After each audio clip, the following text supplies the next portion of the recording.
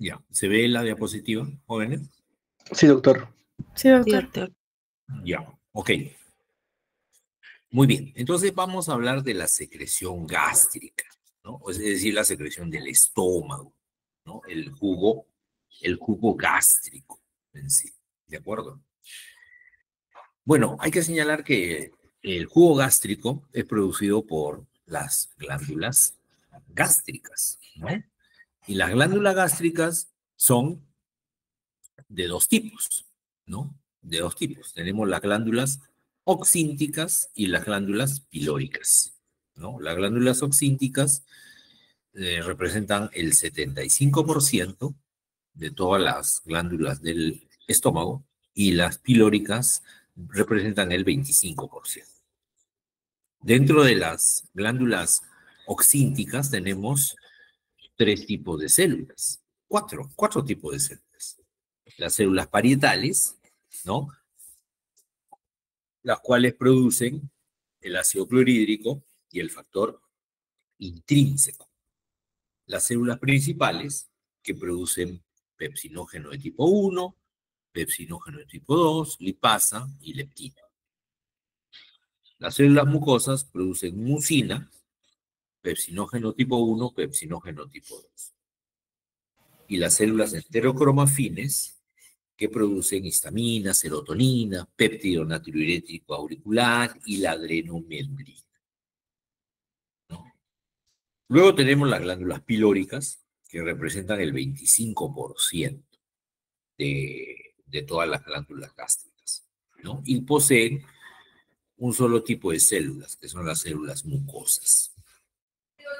Estas células producen mucina, producen pepsinógeno de tipo 2 y la lisocima, que es una enzima bactericida, ¿no?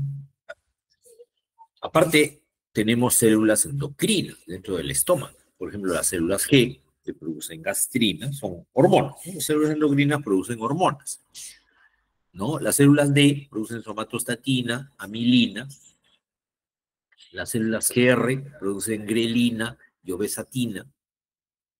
Y las células enterocromafines producen el péptido natriurético auricular, serotonina y la adrenomedulina, ¿ya?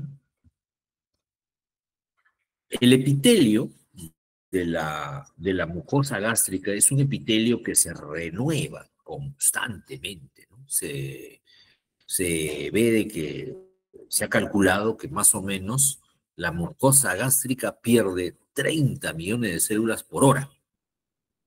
Y eso más que todo cuando comemos. Cuando comemos, los alimentos, ¿no?, raspan, ¿no? Raspan la mucosa gástrica y se pierde gran cantidad de células. Además, también no olvidar, jóvenes, que dentro del estómago está el ácido clorhídrico. Y ese ácido clorhídrico tiene un efecto erosivo, ¿no? Erosivo sobre la mucosa gástrica. Entonces ahí se pierde gran cantidad de células. ¿De acuerdo? Y también se ha calculado que más o menos todo el epitelio en completo, todo el epitelio del estómago se renueva. Debido a esta pérdida, también hay renovación celular. Y esto se renueva más o menos entre 3 a 7 días, completamente. ¿Y las células glandulares también se renuevan? Sí, también se renuevan, pero ya un poco más lento. Ya hablamos de que se reemplazan las células de la glándula más o menos en meses, ya no en días, sino en meses. ¿Ok? Bueno, la secreción de jugo gástrico, jóvenes, la secreción de jugo gástrico se produce en tres fases, ¿no? La fase cefálica, ¿no? La fase gástrica y la fase intestinal, ¿ya? En tres fases. Vamos a revisar primero la fase cefálica, ¿no? La fase cefálica es la responsable de la producción de más o menos 30% de todo el jugo gástrico, 30%, ¿no? ¿Y cuándo se activa esta fase cefálica? Se activa cuando hay estímulos nerviosos. Fíjate tú, hay estímulos nerviosos que llegan ¿no? Desde los diferentes sentidos, ¿no? Por ejemplo, vista, oído, olfato, ¿no? ¿No? Olfato también, ¿no? Llegan hasta la médula oblongada, al bulbo raquídeo, y de ahí sale estímulos a través del nervio vago hacia el estómago, el cual produce gastrina, y la gastrina llega por la sangre y estimula la secreción del jugo gástrico, ¿no? Ahora, pues estos estímulos son diversos, son diversos, perdón, puede ser estímulos visuales, ¿no? Por ejemplo, de repente estás viendo la televisión, ¿no? Y uy, te presentan la propaganda de una comida, ¿no? Están ahí preparando, ¿no? Que le echan su Ajinomoto, mire qué rico, dice, ¿no? Les quedan las comidas con Ajinomoto, por ejemplo, ¿no? Y te presentan un plato ahí. Entonces, tú que estás con hambre, no, ves eso y uy, comienza a producirse no solo saliva, también jugo gástrico, ¿no? Se comienza a producir jugo gástrico, ¿ok? No solamente estímulos visuales, también auditivos, ¿no? Cuando alguien te dice, oye, ya que me he comido, me vengo de comer ahí en ese restaurante, me vengo de comer un ceviche con su camoncito, su choclito, su cebollita, que estaba bien rico. Tú que estás con hambre, escuchas que tu amigo te comenta eso, comienza a producirse jugo gástrico, ¿no es cierto? Comienza a producirse jugo gástrico, ¿ya? ¿Ok? Hay chicos que quieren ingresar a la clase, lo estamos admitiendo, ¿ya? ¿Ok? Igual, estímulos olorosos, ¿no? Usted está pasando por la calle y de repente siente, ¿no? De un restaurante como sale el olor a la comida, ¿no? Pollo a la brasa, por ejemplo. A ver, están ahí comiendo pollo a la brasa y el olor ¿no? Tú que estás con hambre te hace que tu estómago comience a secretar más jugo gástrico, ¿ya? Esa es la fase cefálica de la secreción gástrica. Después tenemos la fase gástrica. La fase gástrica ocurre cuando los alimentos entran al estómago. Los alimentos, mira, entran al estómago y se produce, como ya vimos en la clase pasada, ¿se acuerdan? Cuando los alimentos entran al fondo del estómago, se produce la acomodación refleja del estómago, o también llamada relajación receptiva, ¿no? Relajación receptiva. Entonces, esa distensión, ese estiramiento de las paredes gástricas hace que se secrete, se produzcan reflejos locales, reflejos cortos, que estimulan la producción de jugo gástrico, ¿no? De jugo gástrico. O sea, una vez que hay distensión, para ser más precisos, mira, una vez que hay distensión, llegan los alimentos, se distiende el estómago, esa distensión se envía la información por el nervio vago hacia la médula oblongada y de ahí salen también fibras, también por el nervio vago, y llegan hasta nuevamente el estómago, indicándole a las glándulas gástricas que produzcan más jugo gástrico, ¿ya? Esta es la fase más importante, porque en esta fase se produce, ¿cuánto? El 60% de todo el jugo gástrico, ¿ya? ¿Ok? Y luego tenemos la fase intestinal. Luego tenemos la fase intestinal, ¿no? ¿En qué consiste la fase intestinal? La fase intestinal consiste en que llega el alimento al intestino, ya salió del estómago, llega el alimento al intestino, ¿ok? Y en el intestino, pues, va a ocurrir que la presencia de esta acidez, de este pH tan bajo que tiene el estómago, además la presencia de grasas, ¿no? Toda esa información hace que el duodeno, en este caso, el duodeno comience a producir hormonas, como por ejemplo la secretina, el péptido inhibidor gástrico, la colecistoquinina, ¿no? Y estas hormonas, por la circulación, van a llegar a que se produzca una disminución de las secreciones gástricas. O sea, aquí más bien hay una disminución de las secreciones gástricas, porque ya el alimento ya llegó al duodeno, ya estamos en fase intestinal, ¿de acuerdo? Ya hay reflejos locales que también hacen disminuir la secreción de jugo gástrico, ¿no? Ok, muy bien.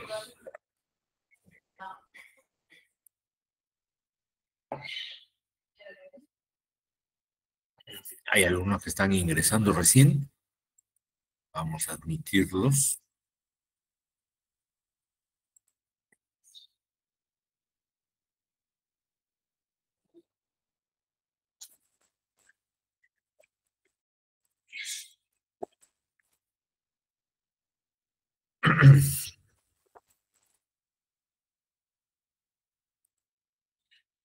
Ya, miren ustedes este gráfico. Este gráfico va a correlacionar la gastrina. La gastrina es una hormona producida en el estómago y que estimula la producción de jugo gástrico. Miren ustedes, ¿qué pasa cuando un poquito baja la concentración de gastrina?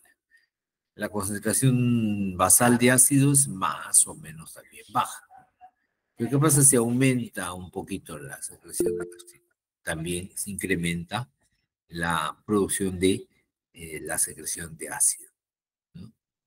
Luego ya de ahí ya no se ha visto mayor correlación. Entonces sí existe una correlación entre la secreción de gastrina y la secreción de ácido 24.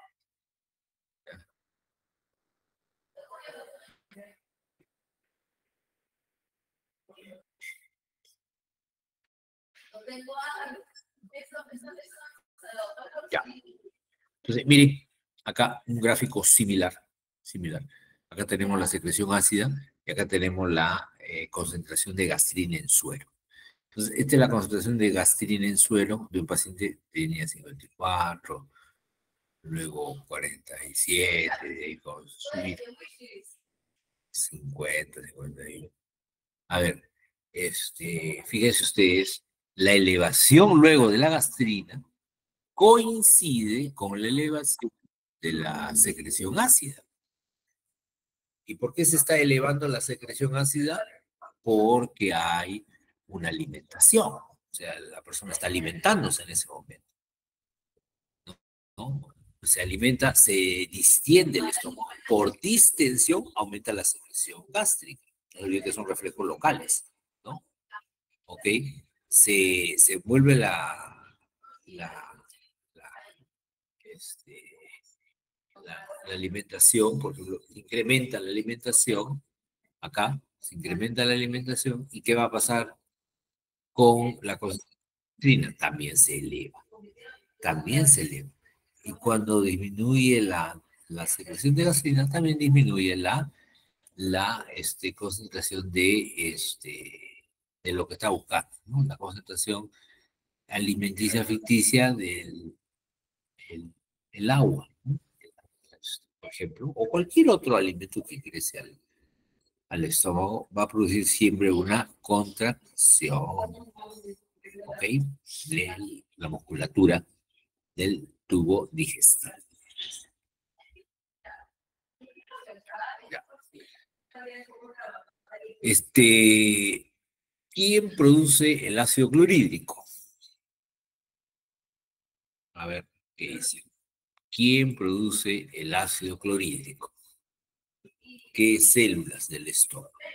Muy bien, Romina, las células parietales, ¿no? Olivera dice las células parietales. Muy bien, muy bien. Pero les voy a... Claro, el que menos dice, ¿quién produce el ácido clorhídrico? las células parietales del estómago, ¿no? Pero en realidad no. Vamos a ver luego que no producen ácido clorhídrico, ¿ya? Vamos a ver que no es así, ¿ya? Vamos a ver que no es así, ¿ya? Entonces, miren, acá tenemos una célula parietal que está en reposo, Tiene canalículos, tiene túbulo, vesícula, tiene gran cantidad de mitocondrias, ¿ya? Ahora, miren aquí una célula parietal ya activada. Activada. Ahí vamos a poner así, ¿ya? Ahí está. Esta es una célula parietal activada. ¿Qué cosa ha ocurrido? Ha habido un incremento, ¿en qué cosa? Ha habido un incremento de los canalículos, ¿no? La superficie interna de los canalículos se han fusionado, ¿no? ¿Ok? Y segregan gran cantidad de hidrógeno. Segregan gran cantidad de hidrógeno. Eso sí podemos decir, que la célula parietal segrega hidrógeno. No segrega ácido clorhídrico, ¿no? Hidrógeno. Y lo hace en contra de una gradiente de concentración. En contra. Para lo cual tiene que gastar energía. Ahí tenemos la bomba de protones, ¿ya? Bomba de protones, ¿ya?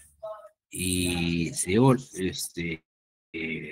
una vez que ya los hidrógenos salen hacia la luz del estómago, ahí recién se une con el cloro para formar el ácido clorhídrico, ¿ya?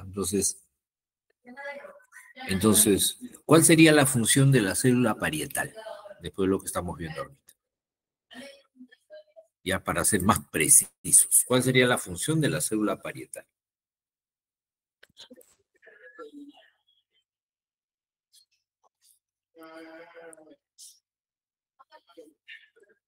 Muy bien, muy bien, Belita.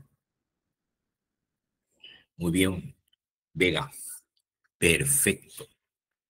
Secretar hidrogeniones. O sea, el hidrógeno con carga positiva. Si tú escribes el hidrógeno así nomás, H2, por ejemplo, o H solita, es un hidrógeno, ¿sí? Pero si escribes el hidrógeno con un signo más arriba, como está acá en la diapositiva, ¿ven? El hidrógeno con un signo más, eso es un hidrogenión. Eso es un hidrogenio. ¿Ya? Es un hidrógeno con carga positiva. Entonces, la función de la célula parietal es producir, secretar hidrogeniones. Entonces, estamos viendo que no es secretar ácido clorhídrico. ¿Ya? ¿Estamos de acuerdo? La célula parietal no secreta ácido clorhídrico. Y no podría hacerlo de ninguna manera. Porque si segrega ácido clorhídrico, ¿qué ocurriría? Se destruye la célula, porque el ácido clorhídrico es un ácido muy fuerte. Muy fuerte. Entonces, si la célula parietal produce ácido clorhídrico dentro de ella, imposible. El ácido clorhídrico, por ser tan fuerte, destruiría la célula. Entonces, lo que hace la célula parietal es secreta hidrogeniones. Y aparte, por otra bomba, ¿no? Porque esta es por la bomba de protones, ¿no? La bomba de protones. Por otra bomba, ¡fuc!, saca el cloro. Y el hidrógeno y el cloro se juntan, pero ya dentro del estómago, ya fuera de la célula parietal. ¿Ya? ¿Estamos de acuerdo o no?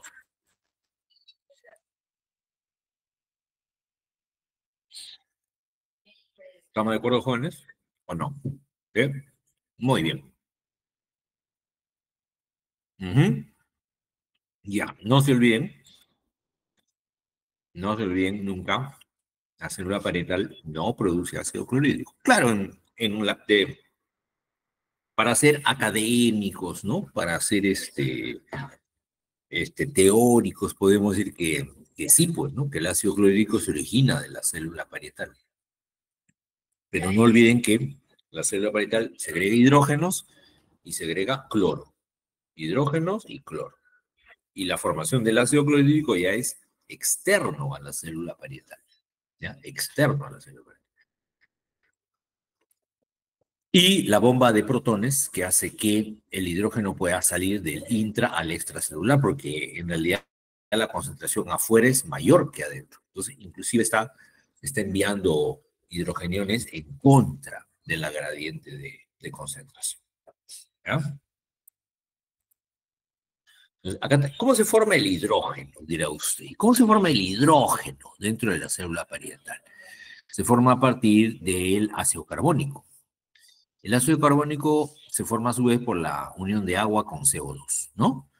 Entonces quiere decir que dentro de la célula parietal hay la enzima, ¿no? Anhidrasa carbónica, ¿no? El CO2 se une con el agua, forma ácido carbónico, el ácido carbónico se libera en hidrógeno y en bicarbonato, ¿ya? En hidrógeno y bicarbonato, ¿ya? Entonces, luego ese hidrógeno, miren, sale por acá, por la bomba de protones, sale hacia el lumen del estómago y ahí se junta con el cloro, que también está saliendo por otra vía, está saliendo el cloro. Ya, ahí está. Y una vez afuera, fíjate, el hidrógeno con el cloro recién acá se juntan, afuera de la célula. ¿Se dan cuenta? Aparte también hay secreción de sodio por vía paracelular.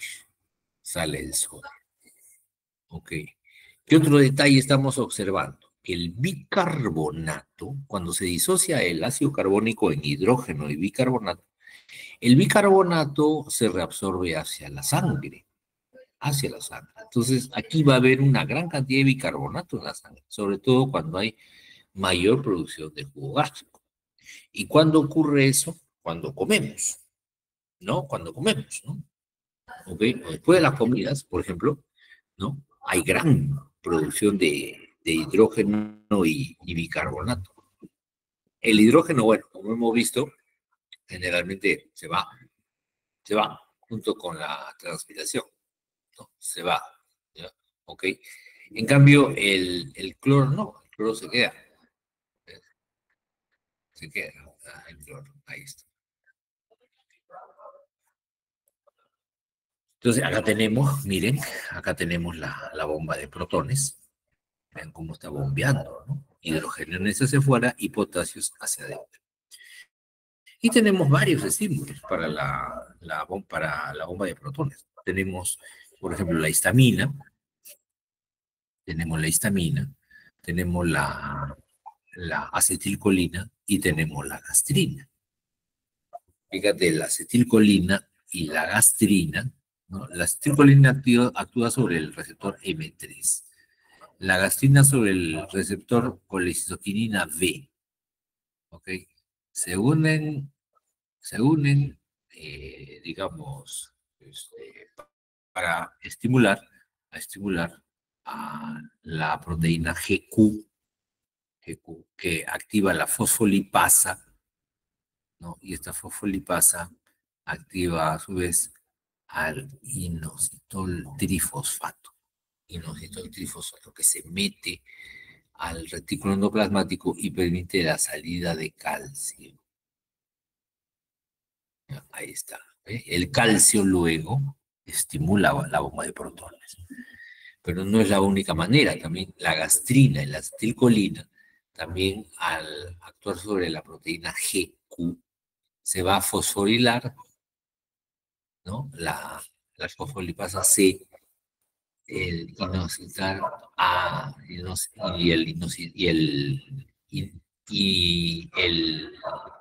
inositol difosfato, que es otro medio, otro segundo mensajero, así como el IP3, que es, y el inositol trifosfato, ¿ya?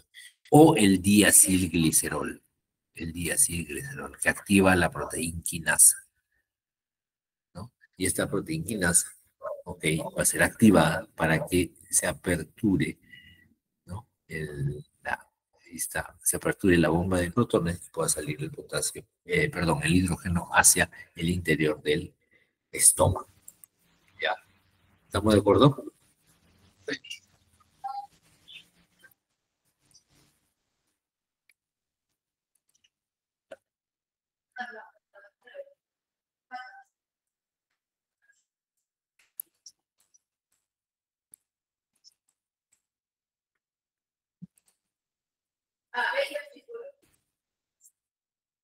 Muy bien.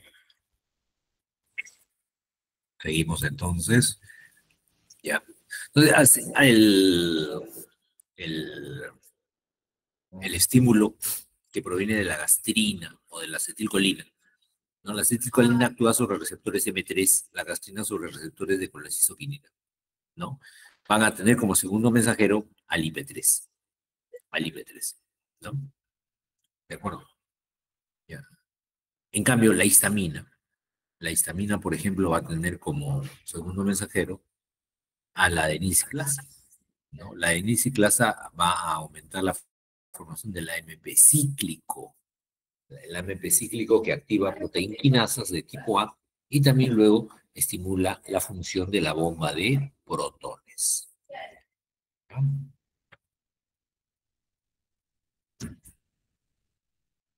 Ya. Estímulos, la histamina que actúa sobre el receptor H2, la acetilcolina que actúa sobre el receptor M3 y la célula G que produce gastrina.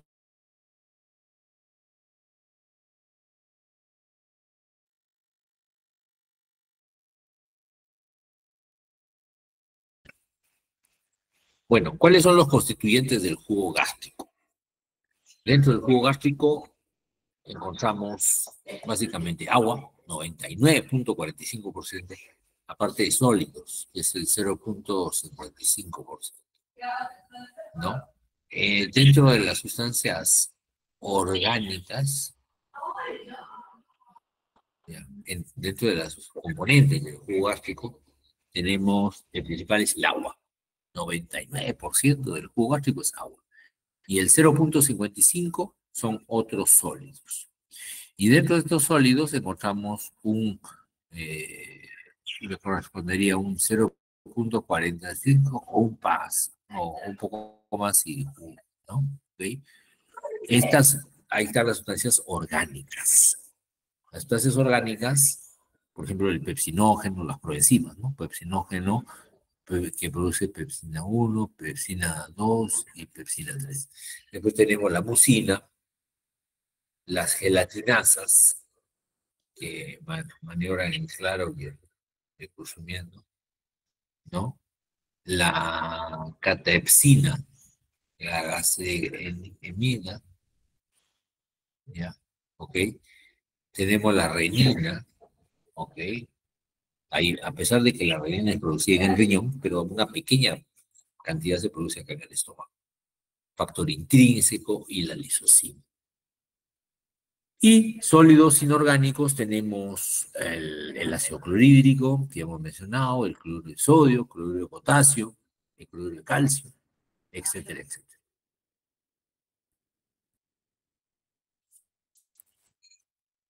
Bueno, se puede hacer experimentos, jóvenes, se puede hacer experimentos para tratar de determinar la secreción basal ácida frente a la secreción máximo permitida. Porque estas, este, estas pruebas que estamos haciendo en realidad se hace con instrumentos, se hace con equipos de laboratorio. Acá solamente estamos presentando, por decir, los resultados.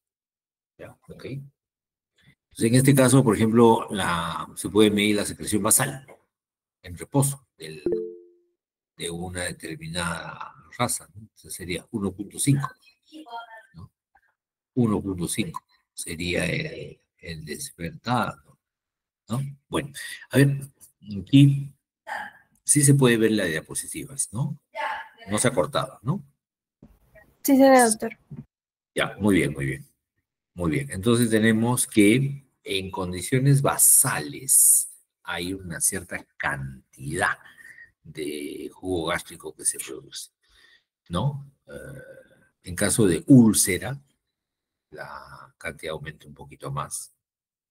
En cambio de anemia perniciosa, se pierde esta área, ¿no? En caso de úlcera duodenal, aumenta también de 2 a 10 veces.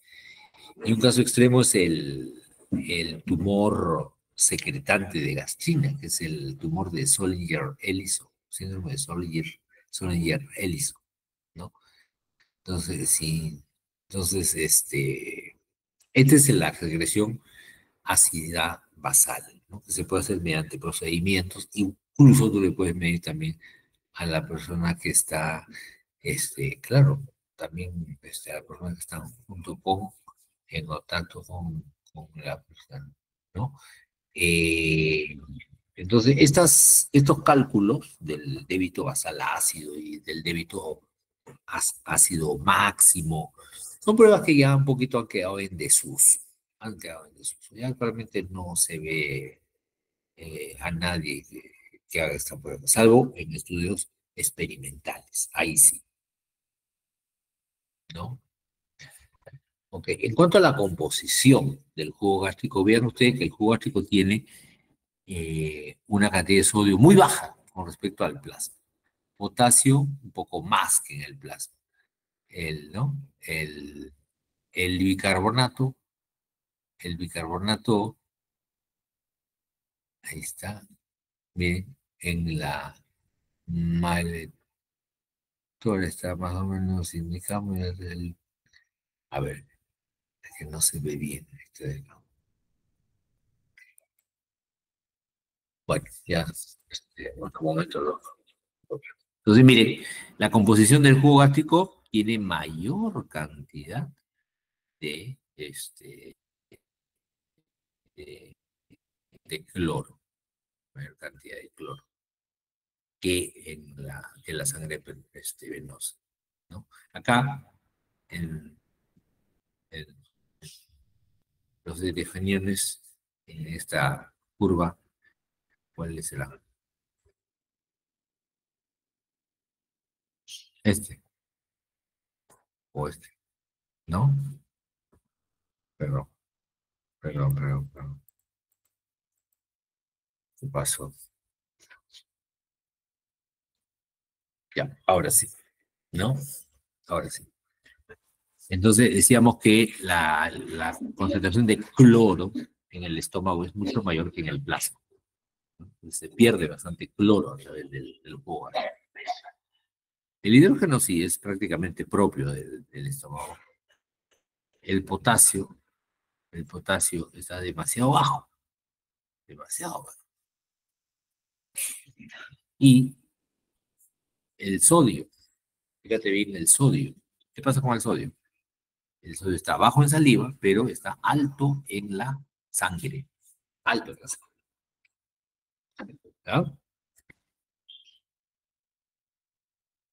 Bueno, el tubo digestivo tiene una serie de procesos, ¿no? Una serie de procesos.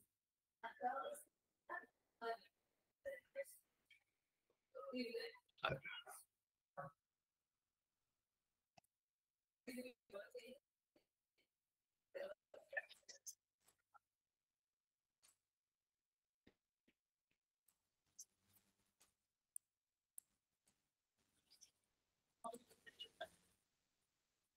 Bien, entonces tenemos varios mecanismos de citoprotección del, del jugo gástrico, ¿no? Aquí tenemos, por ejemplo, la capa de moco.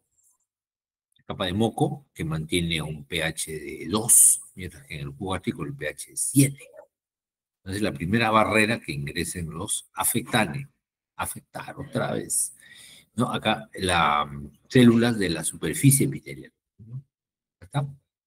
Todas las células de la superficie epitelial hacen un efecto de barrera. Hacen un efecto de barrera y también secreta moco, ¿no?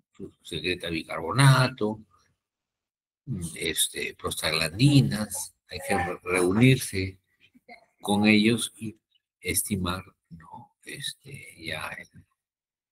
Ya fíjate tú, cuando hay renovación de las células epiteliales, se cae todo ese epitelio, se cae y se elimina, ¿ya? Pero se renueva constantemente, cada 7 días más o menos, ¿no?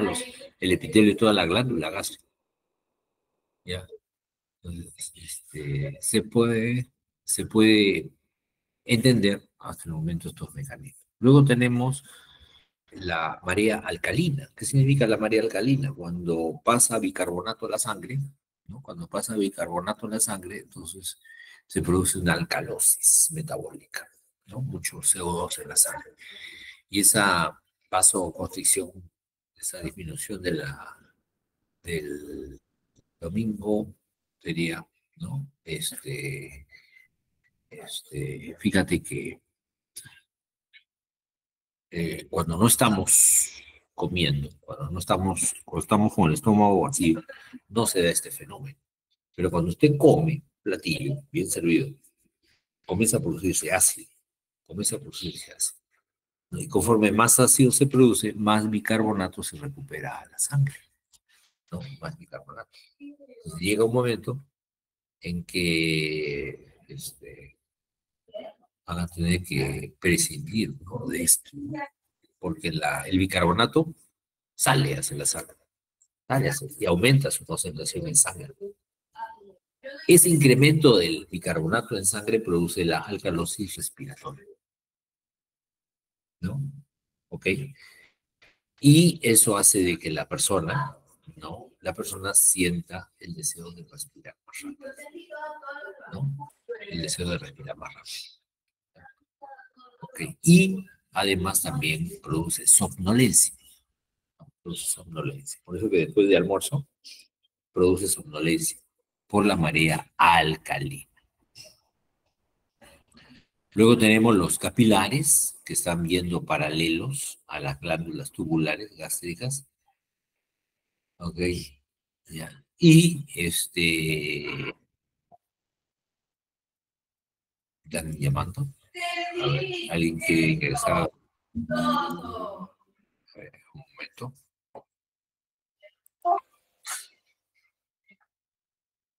Un ratito. Un ratito, jóvenes, un ratito.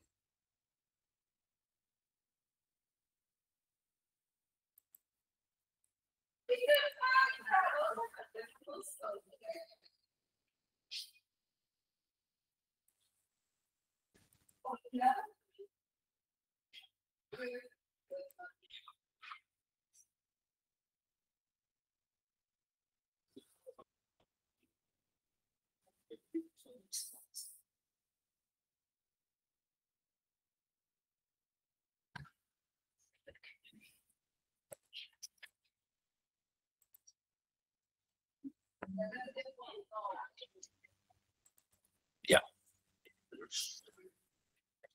Bien, jóvenes. Entonces, habíamos hablado de la marea alcalina, que es la suerte del bicarbonato que pasa a la sangre y produce una alcalosis, ¿no? Produce una alcalosis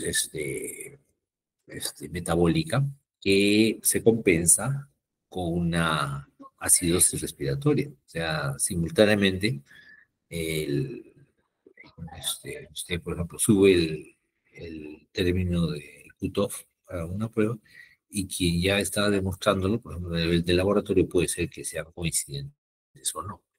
Puede ser coincidentes o no. Pero la cosa es, la María alcalina es cuando el carbonato sale a la sangre en gran cantidad y te produce esa alcalosis respiratoria, que uno de sus síntomas es somnolencia, sensación de somnolencia, sobre todo después del almuerzo, ¿no? Después del almuerzo.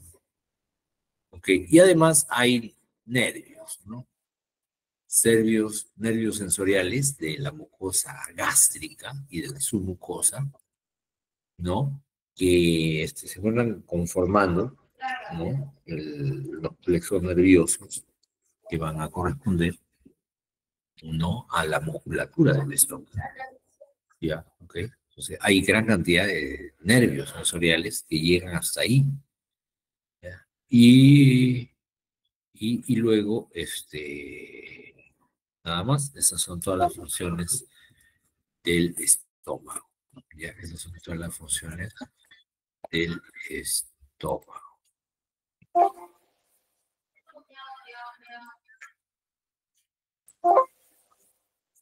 No quiero guardar, por favor.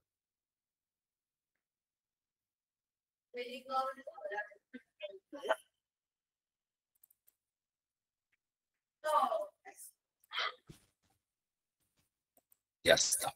Muy bien. ¿Preguntas hasta acá, jóvenes? Ya, mira.